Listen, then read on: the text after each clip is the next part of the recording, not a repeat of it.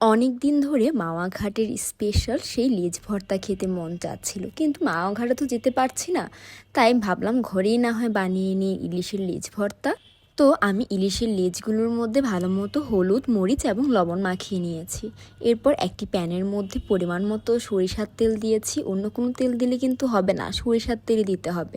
আর হ্যাঁ, দেখতেই পাচ্ছেন আমি কিন্তু লেজগুলোর মাঝখানে হালকা চিড়ে দিয়েছি, যাতে ভালো মতো হয়ে যায়, ভিতরটা যাতে কাঁচা না থাকে। তো এই যে দেখতেই পাচ্ছেন, এটা কিন্তু ভাজা হয়ে গিয়েছে।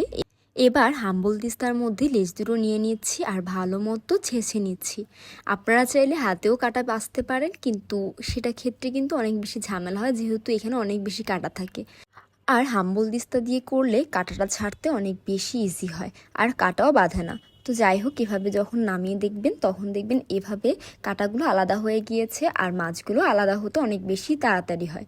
তো আমি ভালো মতো পরিষ্কার করে নিয়েছি। এবার এতে দিয়ে দিয়েছি পরিমাণ মতো পেঁয়াজ কুচি, দুটো শুকনো মরিচ এবং লবণ।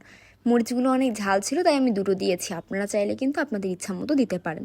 তো এই যে ভালো মতো সব কচলিয়ে নিচ্ছি, মেখে নিচ্ছি। আর এবার হচ্ছে গেম চেঞ্জার, সরিষার তেল, যেটা ছাড়া কিন্তু লেজ ভর্তা একদম অসম্পূর্ণ। তো সব কিছু দিয়ে শেষে দিয়ে দিলাম ধনিয়া পাতা, দিয়ে আবার ভালো মতো মেখে নিচ্ছি। আর ভিডিও দেখছি তো আমার খেতে মন চাচ্ছে। এক প্লেট গরম ভাতের সাথে কিন্তু দারুণ লাগে।